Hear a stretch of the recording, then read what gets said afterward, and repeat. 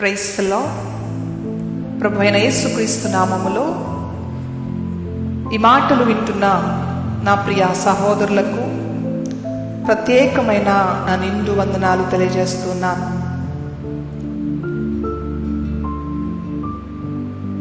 నాకు ఇచ్చిన ఈ అవకాశాన్ని బట్టి ఆ దేవాది దేవుణ్ణి ప్రార్థిస్తూ స్తుతిస్తూ ఉన్నాను.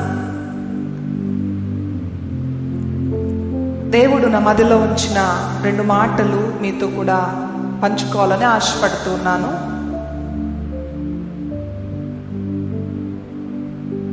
నా కొరకు, నా కుటుంబం కొరకు ప్రార్థిస్తున్న ప్రతి బిడ్డలను దీవించునుగాక.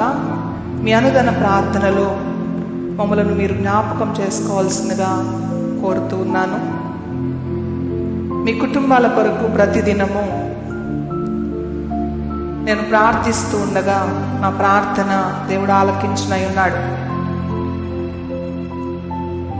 ఇప్పుడు 2 మాటలు మీతో పంచుకోవాలని ఆశపడుతున్నాను.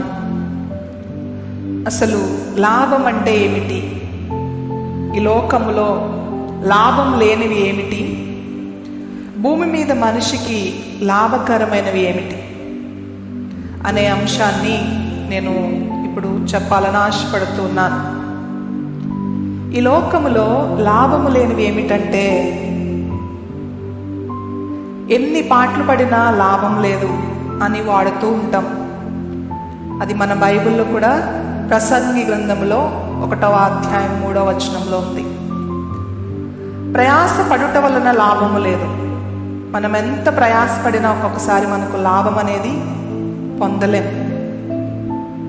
అలాగే కష్టపడుట వలన లాభము లేదు. మనం ఎంత కష్టించినా లాభం అనేది మనం పొందలేం. సంపాదన వలన లాభము లేదు. ఇవన్నీ కూడా బైబిల్లో వచనాలనండి. ప్రసంగి 5వ అధ్యాయము 16వ వచనంలో ఉంటుంది, సంపాదన వలన లాభము లేదు. అలాగే ప్రసంగి గ్రంథం 9వ అధ్యాయము 5వ వచనంలో చూస్తే, జీవించిన జీవితములో లాభము లేదు, భక్తిహీనుల ధనం లాభము లేదు.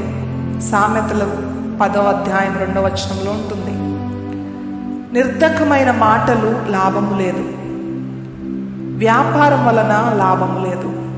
ఇవన్నీ కూడా ఈ లోకములో లాభము లేనివి.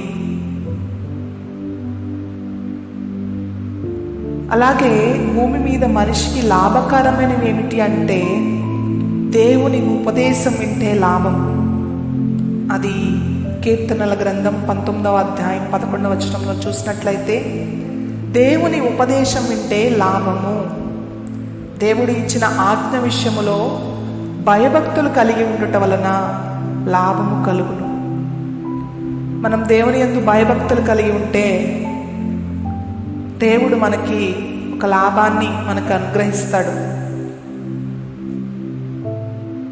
ఆ లాభం ఏమిటంటే, దైవభక్తి గల వారమై ఉండాలి. మనం దైవభక్తి, జ్ఞానం పొందుటే లాభం.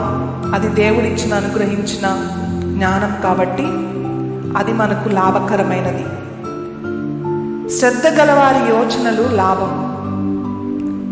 క్రీస్తు కొరకు చనిపోతే లాభం. బ్రతుకుట క్రీస్తే, చావైతే లాభం అంటాం. క్రీస్తు కొరకు చనిపోతే లాభం. ఫిలిప్పీయులకు రాసిన పత్రిక 1వ అధ్యాయం 21వ వచనంలో ఉంటుంది, క్రీస్తు కొరకు చనిపోతే అది లాభమని. సో మనం ఇప్పుడు చాలా తెలుసుకున్నాం. లాభము లేనివి ఏమిటో, మనకి లాభకరమైనవి ఏమిటో తెలుసుకున్నాం.